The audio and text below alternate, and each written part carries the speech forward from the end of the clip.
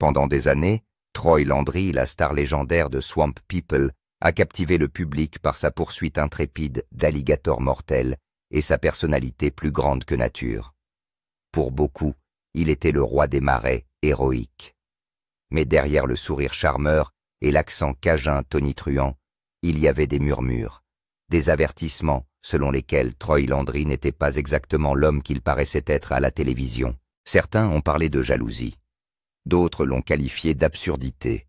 Pour la plupart des fans, ces murmures n'étaient que des ragots, l'œuvre de rivaux envieux, qui tentaient de démolir une personnalité bien aimée. Mais que se passe-t-il lorsque les avertissements se révèlent vrais? Rejoignez-nous pour éplucher les couches du mythe et découvrir les vérités cachées sur Troy Landry, l'homme que vous pensiez connaître. Avertissement ignoré. Dès le début, des collègues chasseurs d'alligators ont fait part de leurs inquiétudes. Des signes subtils, disaient-ils. Des comportements qui n'allaient pas dans le bon sens. Une intensité derrière les yeux. Un refus de ralentir même lorsque les caméras ne tournent pas. Mais leurs voix ont été étouffées par la célébrité grandissante de Troy. Les fans ont vu un père de famille dévoué et un chasseur intrépide. Qui pourrait croire le contraire? L'effondrement. Puis vint le jour qui changea tout. C'était censé être une journée comme les autres dans les marais. Caméra prête, bateau préparé, Troy dans son élément. Mais avant même qu'il n'atteigne l'eau, Troy s'est effondré devant sa maison. Sa famille choquée s'est précipitée à ses côtés. Il est rapidement revenu à lui, a bu de l'eau et a insisté sur le fait qu'il allait bien. Tout le monde a essayé de le croire jusqu'à ce que quelqu'un remarque les taches de sang sur sa chemise. Troy a été blessé. Sérieusement. Mais à la manière de Troy, il a essayé de le cacher. Il s'en est débarrassé comme d'une simple égratignure et a demandé à retourner à la chasse comme si rien ne s'était passé. Les personnes présentes sur le plateau sont stupéfaites. Les membres de l'équipe l'ont exhorté à se faire soigner, mais il a refusé catégoriquement. « Je vais bien », aurait-il dit. « Allons attraper des alligators. » Pour Troy, la douleur fait partie du travail. Mais les producteurs ne l'entendaient pas de cette oreille. Ils sont intervenus traçant une ligne. Des initiés ont révélé qu'il avait fallu de sérieux efforts, et plus que quelques haussements de voix, pour convaincre Troy d'aller à l'hôpital. Il ne voulait pas de traitement, il voulait être dans le marais. Ce jour-là, la légende de Troy Landry s'est encore compliquée. Si de nombreux téléspectateurs ont apprécié les images palpitantes et félicité Troy Landry pour sa bravoure, personne n'a jamais vu le coup caché. La douleur et l'épuisement qu'il a enduré pour apparaître sur nos écrans jour après jour. Comme la fois où il s'est effondré lors d'un tournage dans le bayou. Alors que les habitants des marais donnaient l'impression que la chasse à l'alligator était facile et faisait simplement partie de leur mode de vie. Il est évident que ce travail comportait des risques qui pouvaient s'avérer mortels. Mais des hommes comme Troy Landry se croyaient invincibles face à la peur et au danger. Cependant, la vérité est qu'ils ne sont pas des surhommes. Troy est finalement emmené à l'hôpital et c'est là que les choses deviennent effrayantes. Tout le monde s'attendait à un simple pansement et à un retour à la maison. Au lieu de cela, les médecins ont effectué de nombreux tests, y compris des analyses de sang, des radiographies et des scanners, tout ce qu'il fallait. Ils voulaient être sûrs que la blessure n'était pas plus grave qu'il n'y paraissait. Troy s'est irrité en particulier contre sa famille, qui a fait croire que la coupure était plus grave qu'elle ne l'était. Dans le couloir de l'hôpital, il se vantait de raconter à qui voulait l'entendre que sa famille chassait les alligators depuis des générations. Il parlait fièrement des coupures profondes et des combats sanglants auxquels ils avaient survécu, et ils continuaient à chasser. Alors pourquoi tout le monde paniquait-il pour cette petite égratignure? Mais ce qui faisait peur à tout le monde, c'était le fait qu'il ne leur en avait pas parlé. Troy était connu pour chasser généralement avec au moins un caméraman, un partenaire, ou parfois un membre de l'équipe pour des raisons de sécurité. Mais lorsqu'il est parti pour cette prétendue partie de chasse au cours de laquelle il a été blessé, il n'en a parlé à personne. Tout le monde s'est alors demandé ce qu'il cachait et pourquoi il ne parlait pas de l'incident. Lorsque le médecin est entré dans la chambre d'hôpital, les initiés ont rapporté qu'il était évident que quelque chose n'allait pas. L'expression du visage du médecin a changé l'atmosphère de la pièce. Il a dit à Troy et à sa famille qu'ils devaient procéder immédiatement à une intervention chirurgicale d'urgence, car la blessure n'était pas une simple entaille ou une égratignure, mais une profonde piqûre qui semblait être infectée, peut-être empoisonnée, et qui pourrait affecter le cerveau de Troy s'il n'agissait pas rapidement. Troy Landry était trop choqué pour parler. Son épouse Bernita Landry, une femme calme et posée, qu'il avait toujours soutenue, a fondu en larmes. Elle ne voulait pas perdre son mari. Elle ne voulait pas qu'il lui arrive malheur. Les médecins se préparent rapidement à emmener Troy en salle d'opération.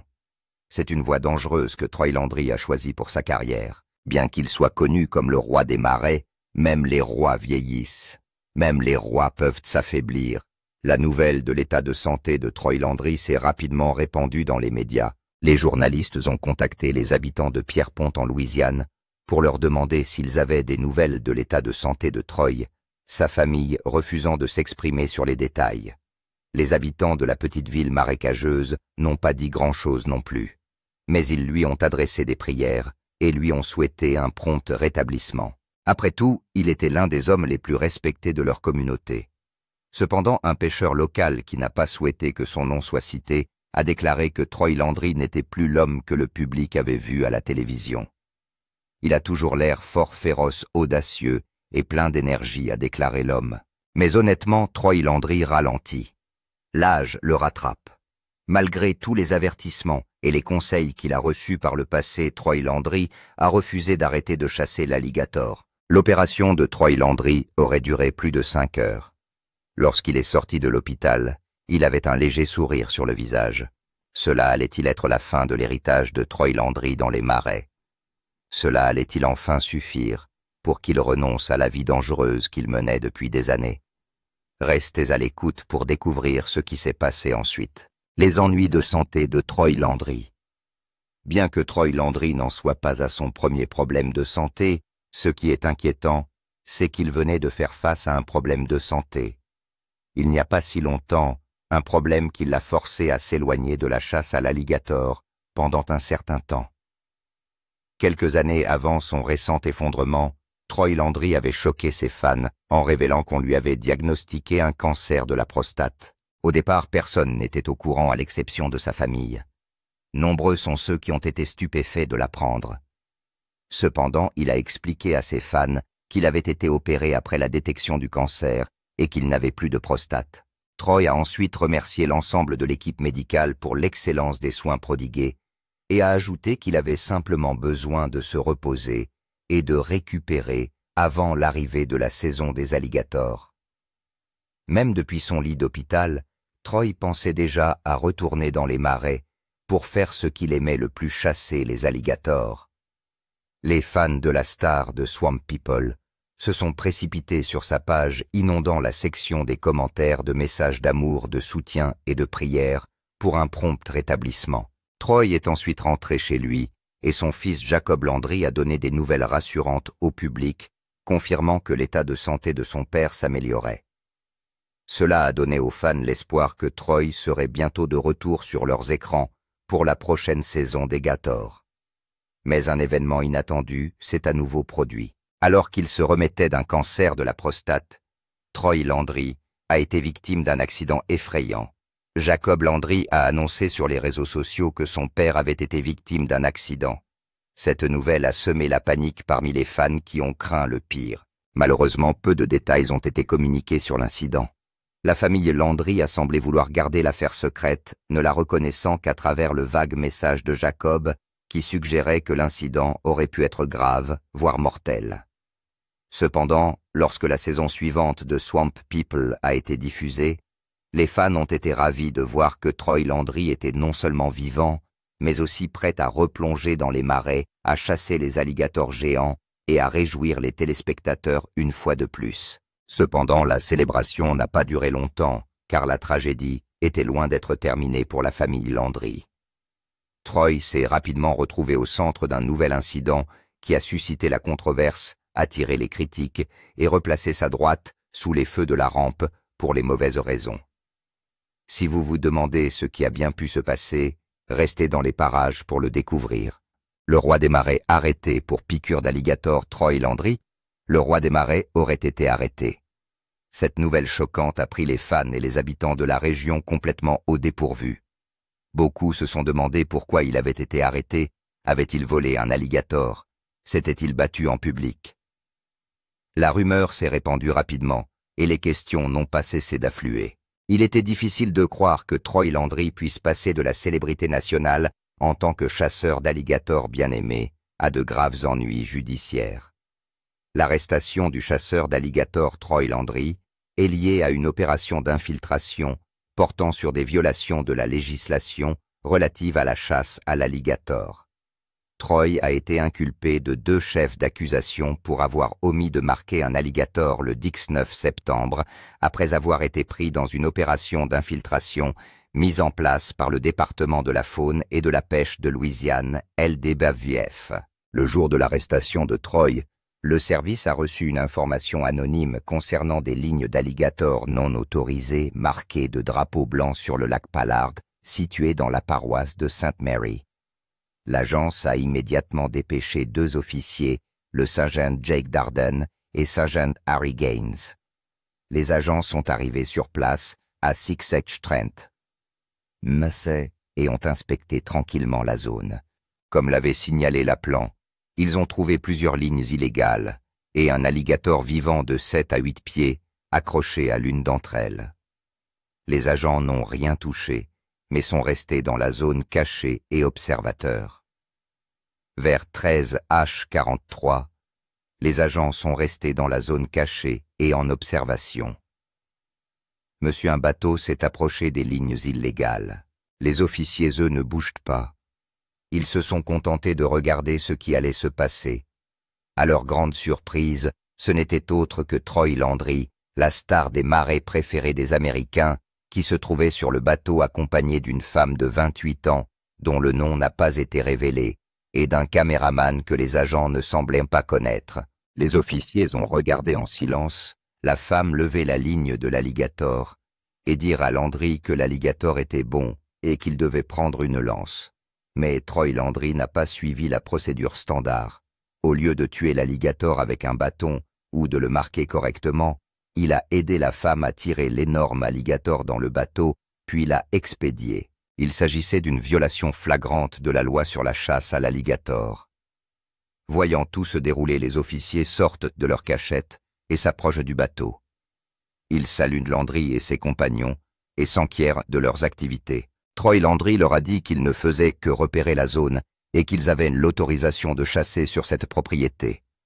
Les agents ont contacté le propriétaire du terrain qui a confirmé que Troy Landry avait obtenu l'autorisation de chasser sur sa propriété. Cela contredit ce que l'appelant anonyme avait affirmé précédemment. Les officiers ne les laissent pas partir pour autant. Ils ont demandé à Landry s'il avait chassé d'autres alligators dans la région. À leur grande surprise, Landry a répondu que tous les alligators présents dans le bateau provenaient du bassin de l'Atchafalaya et avaient déjà été étiquetés en conséquence. Mais Landry ne se rendait pas compte de ce qui l'attendait. Le sergent Gaines a ensuite relevé les numéros d'étiquette de tous les alligators présents dans le bateau afin de les comparer aux registres officiels. À leur grande surprise, aucun des numéros d'étiquette ne correspondait à ceux attribués à l'endroit où ils se trouvaient. Cela a éveillé les soupçons d'autant plus que les agents venaient de voir Landry capturer un alligator du lac Pallard et qu'il ne l'avait pas étiqueté comme l'exige la loi. Le fonctionnaire a ensuite interrogé Landry sur l'alligator qu'il avait retiré de la ligne il y a quelques minutes, et Troy a nié catégoriquement avoir pris un alligator dans cette zone particulière. Il a tenu bon affirmant que tous les alligators présents sur le bateau avaient été capturés dans la région du bassin de l'Atchafalaya, mais les officiels avaient tout vu. Ils lui ont dit clairement qu'ils l'avaient observé pendant tout ce temps, à partir du moment où lui et son équipage ont conduit leur bateau, et qu'ils avaient été témoins de son refus de harponner l'alligator, choisissant plutôt de le ramener vivant. Vaincu, Troy Landry a finalement admis qu'il avait menti, et qu'il avait bel et bien capturé l'alligator dans cette zone. Il s'agit d'un aveu choquant. Troy Landry, le soi-disant roi des marais, a été pris en flagrant délit de mensonge lors d'une opération d'infiltration. Lorsqu'on lui a demandé pourquoi il n'avait pas marqué correctement l'alligator Troy Landry, a expliqué qu'il n'avait pas trouvé la plaque qui lui avait été délivrée pour cette chasse particulière et qu'il avait donc utilisé une plaque de la paroisse d'Iberville à la place. Afin de gagner la confiance des fonctionnaires, il a également admis que juste avant de les rencontrer, il avait détaché un alligator mort et raide de l'une de ses lignes et l'avait laissé flotter sans le signaler ni l'étiqueter. Malgré sa tentative de coopération, Landry et ses compagnons ont été verbalisés. Leurs bateaux ont été saisis sur place et l'alligator mal étiqueté a été confisqué et vendu par la suite. On aurait pu s'attendre à ce que quelqu'un comme Troy Landry soit le premier à respecter les lois du marais et à suivre toutes les règles à la lettre. Mais il s'est avéré que Troy était bien loin de l'image qu'il avait longtemps projetée. Il ne suivait pas les règles. En Louisiane, le fait de ne pas marquer un alligator constitue une grave infraction à la législation sur les espèces sauvages. Elle est passible d'une peine pouvant aller jusqu'à 120 jours de prison et d'une amende pouvant atteindre 950 $. Landry a reçu l'ordre de se présenter devant le tribunal. Lorsque la nouvelle a été annoncée, le public a été stupéfait. Les personnes qui l'avaient autrefois acclamé ont commencé à mettre en doute son intégrité. De nombreux fans qui suivaient sa carrière depuis des années ont commencé à discréditer certaines de ses déclarations et histoires de chasse passées. Ils ont commencé à se demander combien de mensonges il avait racontés au fil des ans, alors que nous le regardions sur nos écrans, que nous lui faisions confiance et que nous croyions en son code du marais. Troy Landry lui-même n'a pas dit grand-chose au sujet de son arrestation. Lorsqu'on lui a posé la question, il l'a balayé d'un revers de main et a plaisanté, en disant qu'il avait reçu une contravention pour excès de vitesse le mois précédent, mais tout le monde commençait à le voir différemment. La nouvelle de la piqûre d'alligator a fait la une des journaux pendant des semaines principalement, parce que la vie de Troy Landry tournait autour de la chasse à ces créatures. C'était plus qu'un simple passe-temps, c'est toute son identité. Cependant, après l'incident juridique, Landry a rapidement repris ses activités habituelles. Il a même été aperçu en train de tourner la saison 16 de Swamp People, postant régulièrement des mises à jour sur ses médias sociaux. Alors que beaucoup s'attendaient à ce que l'opération d'infiltration nuise à ses relations avec les producteurs de l'émission, voire à ce qu'elle entraîne l'annulation de son contrat, rien de tout cela ne s'est produit. Tout semble avoir été balayé sous le tapis. Le procès s'est déroulé discrètement à huis clos et son issue n'a jamais été rendue publique. Malgré la controverse, l'image publique de Troy est restée pratiquement intacte. Il a continué à bénéficier du soutien de fans fidèles qui le considéraient toujours comme le visage de Swamp People. Malheureusement, la tragédie ne s'est pas arrêtée là pour la famille de Troy Landry. De nouvelles nouvelles déchirantes pour Troy Landry. Au milieu de tout ce chaos, alors qu'il essayait de revenir à la vie quotidienne et de reprendre le tournage, Troy Landry a pris ses réseaux sociaux pour partager quelque chose de personnel, quelque chose de bien plus déchirant que n'importe quelle affaire judiciaire. Il a posté une vidéo de son petit-fils assis tranquillement sur un canapé, portant un bavoir et souriant doucement à la caméra. En arrière-plan, on entend la voix d'une personne en train de filmer qui parle doucement à l'enfant en train de rire. La légende de cette vidéo était la suivante. Le pauvre bébé est sur la liste des transplantations depuis 2 mois. Ce moment a brisé le cœur des gens lorsque Troy a révélé que son petit-fils Crew Otard, âgé de seulement 8 mois, était atteint d'une maladie du foie en phase terminale. C'est l'une des choses les plus difficiles dont Troy Landry ait jamais parlé en public. Crew était né par césarienne d'urgence et avait passé du temps aux soins intensifs peu après sa naissance. Les médecins lui ont ensuite diagnostiqué une maladie rare et grave du foie connue sous le nom d'atrésie des voies biliaires, une maladie qui bloque ou endommage les voies biliaires entraînant une insuffisance hépatique. L'atrésie des voies biliaires est une maladie rare du foie qui touche les nourrissons et qui apparaît généralement dans les premières semaines suivant la naissance. Elle se produit lorsque les voies biliaires sont absentes, obstruées ou extrêmement étroites. En l'absence de traitement approprié, elle peut provoquer des cicatrices et des lésions au niveau du foie, et à terme entraîner une insuffisance hépatique. C'est précisément ce à quoi le petit-fils de Troy Landry était confronté. Troy a poursuivi en disant que lui et sa famille avaient décidé de partager cette histoire pour sensibiliser le public aux donneurs d'organes qui sauvent des vies tous les jours et qu'il appelait les vrais héros. Bien que bébé Crew ait eu besoin d'une greffe de foie, il ne s'agissait pas d'une guérison permanente, car il devait continuer à venir régulièrement à l'hôpital pour un traitement à vie et un suivi médical constant. La famille Landry a également sollicité les dons du public. Ils ont partagé un lien en ligne et ont clairement indiqué que les fonds collectés aideraient bébé Crew à couvrir ses besoins de santé après l'assurance. La famille ne s'est pas arrêtée là. Ils ont également posté des mises à jour fréquentes sur la santé du bébé, afin de tenir tout le monde informé, en particulier les fans qui se sentaient vraiment concernés. Crew, qui n'avait que 8 mois, était déjà sur la liste des transplantations depuis 2 mois. Cependant, le 20 février 25, la famille Landry a annoncé que Crew avait été hospitalisé pour une greffe de foie. C'était un moment d'espoir, mais malheureusement ils ont été déçus. Les médecins leur ont dit que le foie n'était pas de la bonne taille et que Crew ne pouvait pas le recevoir. C'est triste, mais la vie continue pour la famille Landry. Troy a recommencé à tourner Swamp People, mais même au milieu du tournage, son cœur était toujours tourné vers son petit-fils et on pouvait lire sur son visage qu'une partie de lui était toujours inquiète. Puis vint le mois de juin. Cette fois, Crew a reçu sa greffe. La famille Landry est enfin heureuse, soulagée que les choses commencent à s'améliorer. Mais cette joie n'a pas duré longtemps. Leur bonheur a été de courte durée, car des rumeurs soudaines ont annoncé la mort du fils de Troy Landry, Brandon Landry.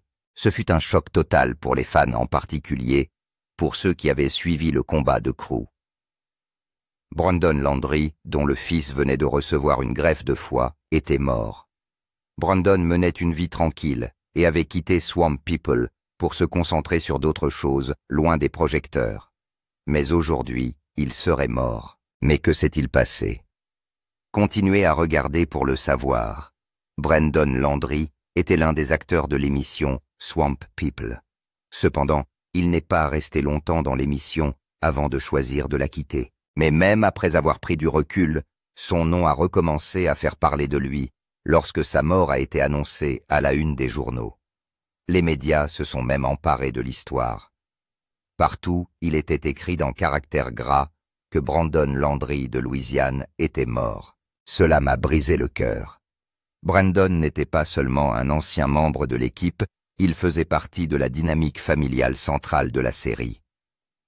Alors que la rumeur de la mort de Brandon Landry se répandait, un événement encore plus surprenant s'est produit, révélant certains secrets de la famille Landry. Au cours de l'enquête visant à déterminer si Brandon Landry était vraiment vivant ou mort, on a finalement découvert que Brandon était le fils de Bernita Landry et de son ancien mari, Gerald Otar. Il n'était pas le fils biologique de Troy Landry, mais son beau-fils. Cependant, grâce au mariage de Bernita avec Troy, Brandon est devenu un membre à part entière de la famille Landry et a été présenté à l'écran comme l'un des membres de l'équipe de chasseurs d'alligators. C'était inattendu, car la plupart des fans pensaient naturellement que Brandon était le fils de Troy. La façon dont ils travaillaient ensemble, dont ils plaisantaient, et le confort qui régnait entre eux donnaient l'impression d'un véritable lien père-fils.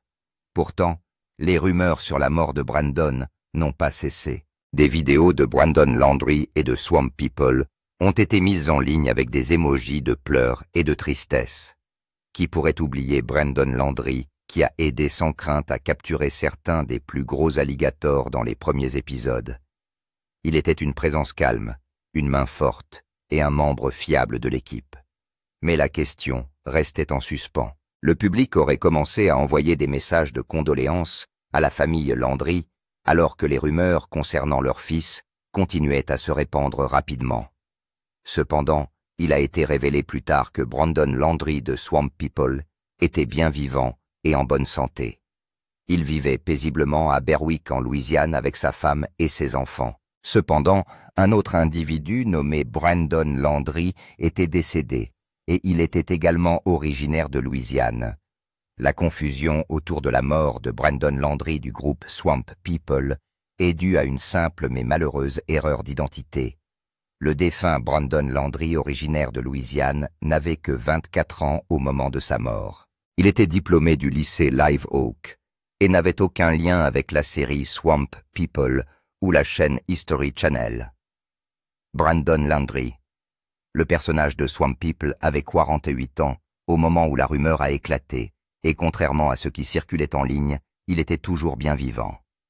Brandon Landry est revenu plus tard dans Swamp People dans la saison 4, au moment de l'ouragan Isaac. L'arrivée de l'ouragan Isaac a toutefois retardé le début de la saison de chasse à l'alligator en Louisiane. En conséquence, Clint Bowerman, partenaire de longue date de Troy, a dû prendre du recul pour se consacrer à d'autres tâches urgentes. C'est alors que Troy s'est tourné vers son beau-fils Brandon et l'a invité à revenir travailler avec lui dans le marais pour chasser à nouveau l'alligator en famille. Malgré tout ce que Troy Landry a dû affronter, les scandales, les cicatrices, les rumeurs, les réactions négatives du public et les tragédies personnelles, il est resté debout et ferme comme un homme de cran façonné par le marais lui-même. Il n'est pas seulement connu comme le roi des marais pour ses talents inégalés de chasseur d'alligators. Non, Troy a mérité ce titre grâce à la façon dont il a surmonté chaque défi qui lui a été lancé. Mais qui est au juste Troy Landry et comment est-il parvenu à sa position actuelle? Restez avec nous pour le découvrir. La véritable histoire de Troy Landry. L'un des acteurs les plus populaires de la série Swamp People est sans aucun doute Troy Landry, célèbre pour être le roi des marais. Il s'est fait un nom en tant que l'un des chasseurs d'alligators les plus nobles et les plus intrépides des marais de Louisiane. Mais ce n'était pas quelque chose de nouveau pour lui. Troy Landry est issu d'une longue lignée de chasseurs de crocodiles, de crevettières, de trappeurs, de colporteurs de mousses et de bûcherons. Troy Landry est né à Pierre Part en Louisiane en 1960 de deux filles et Myrtle Landry. Son père Duffy était un pêcheur respecté qui dirigeait également une entreprise de distribution de fruits de mer. Fait remarquable, Troy Landry est la 5e génération de sa famille à posséder et à diriger une entreprise de chasse à l'alligator. Il s'agit donc bien d'une activité profondément ancrée dans sa lignée. Les compétences de Troy en matière de chasse à l'alligator ont été acquises naturellement, car il a été élevé en plein cœur de cette activité. Il a souvent mentionné qu'en grandissant avec sa famille, il chassait les alligators non pas pour le spectacle, mais pour la survie. La viande était la nourriture de leur table. Mais les choses ont pris une autre tournure pour Troy Landry au fil des ans. Aujourd'hui, lui et sa famille chassent non seulement pour la viande, mais vendent aussi les peaux.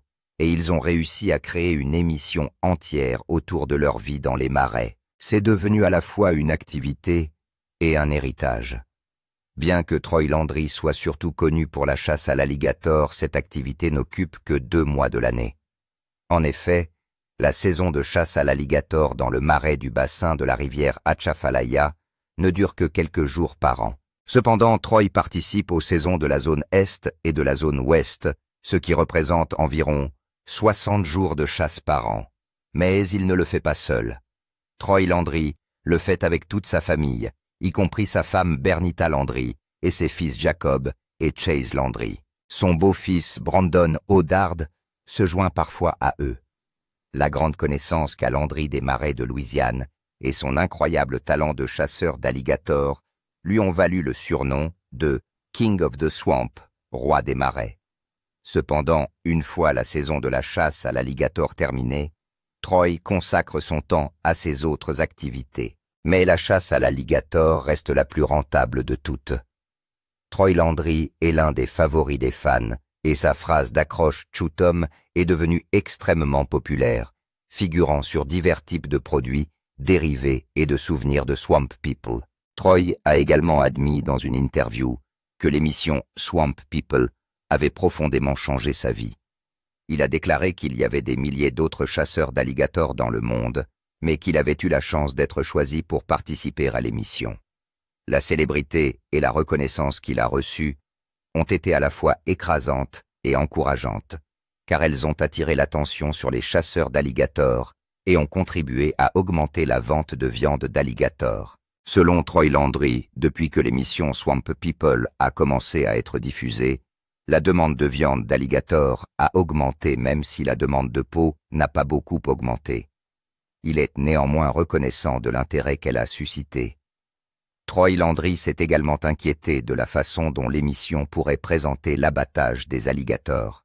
Il a d'abord eu peur parce que le processus peut être un peu graphique et intense, mais il a été soulagé que les producteurs ne se soient pas concentrés sur la façon dont les alligators ont été tués. Au lieu de cela, les projecteurs sont restés braqués sur la chasse elle-même. Swamp People est une série télévisée américaine de télé-réalité diffusée pour la première fois sur la chaîne History Channel en août 2010. L'émission se concentre sur les activités réelles de chasseurs d'alligators vivant dans les marécages du bassin de la rivière Atchafalaya et qui chassent les alligators américains pour gagner leur vie. L'émission s'étend généralement sur une saison de 30 jours, au cours de laquelle les chasseurs se lancent dans une aventure à haut risque qui repose essentiellement sur leurs compétences, leur expérience et les caprices imprévisibles de la météo, le tout dans le respect des règles strictes de la législation sur la faune sauvage. Au cours de l'émission, chaque chasseur reçoit un certain nombre d'étiquettes qu'il doit attacher aux alligators qu'il tue. Lorsqu'un chasseur n'a plus de vignette, sa saison est terminée et il ne peut plus tuer d'alligators pendant le reste de l'année. C'est au cours de cette courte mais intense période de 30 jours que bon nombre de ces chasseurs gagnent la majeure partie de leurs revenus annuels. L'objectif ultime est toujours d'épuiser les vignettes avant la fin de la saison. Cependant, le travail n'est pas sans danger. Le risque fait toujours partie de la chasse, mais malgré tout, un homme a toujours prouvé qu'il était le véritable roi des marais, Troy Landry. En dehors de la chasse à l'alligator, Troy Landry est aussi un grand-père de famille. Il est marié à sa femme, Bernita Landry, depuis septembre 1981 et a 2 fils, Chase Landry et Jacob Landry. Troy est également le beau-père de Brandon Oddard. Malgré les hauts et les bas, Troy a montré à maintes reprises qu'il méritait le titre de roi des marais. Troy est bien plus qu'une personnalité de la télévision. Troy Landry est devenu un symbole pour beaucoup représentant la résilience, la capacité à rester debout après avoir été abattu. Que pensez-vous de la résilience et de la détermination